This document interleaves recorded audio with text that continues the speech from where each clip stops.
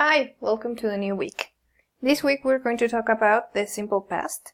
If you remember, last time we talked about the past for the verb to be, which was were.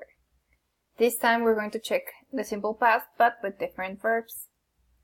Let's see. The first thing you need to do is to identify regular and irregular verbs. How do you identify them? Very easy. A regular verb is the one that when you conjugate it in the past, you're going to add the termination ed or the ed ending.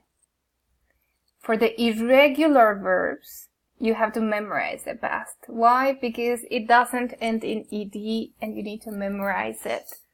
Okay, so the first thing you need to know is this. Okay, there are regular and irregular verbs. Unfortunately, there is no logic to know which one is which. But during this lesson, you're going to practice with different exercises to know which one is regular, which one is irregular, so that you have no problems with the past. Now, something important about regular verbs, as I was telling you, is that they require ed, okay, when you conjugate them in the past. A very easy regular verb is the verb love. In past, you only need to add ed. In this case, it would be loved.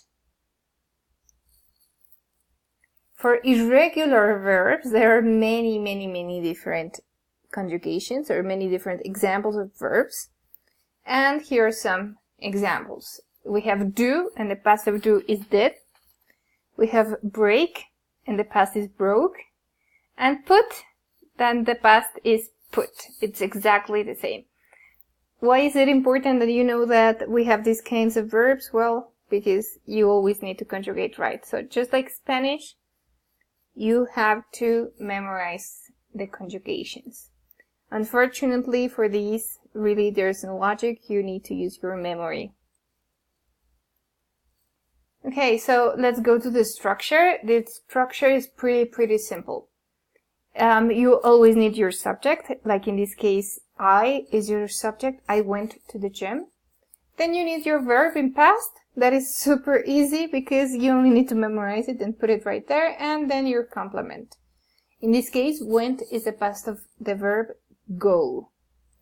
I went to the gym. Subject, verb, and complement. That's what we have here.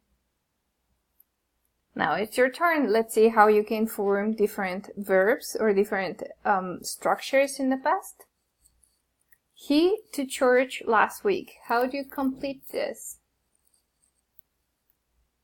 And obviously with the verb go in past.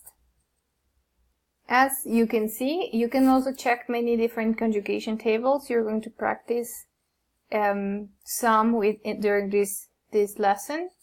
So the past of go is went. He went to church last week. That would be our answer. Okay, you can check online if you want as you watch this video, or you can make annotations and then play it again. Let's see. Here is another one. I bread and eggs this morning. In this case, it would be shop. That's a verb we have.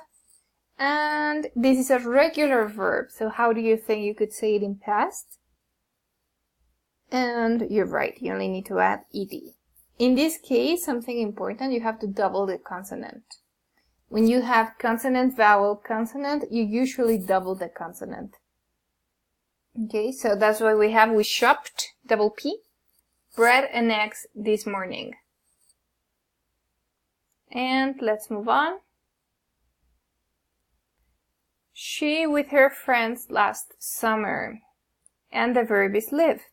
Live is a regular verb. How do you think you can say this? And you're right. She lived with her friends last summer. That's our answer. Let's try a new one. My family to a new house last winter. And our verb is move. This is also a regular verb. How would you conjugate it? And yes, my family moved to a new house last winter. that is it for today, or that is it for the simple past. I really want to encourage you to play these as many times as you want. Memorize the verbs, that's the most important part. As you can see, the structure is pretty simple. You can also make different sentences, try to memorize different verbs so that you try out some examples and some structures. Thank you.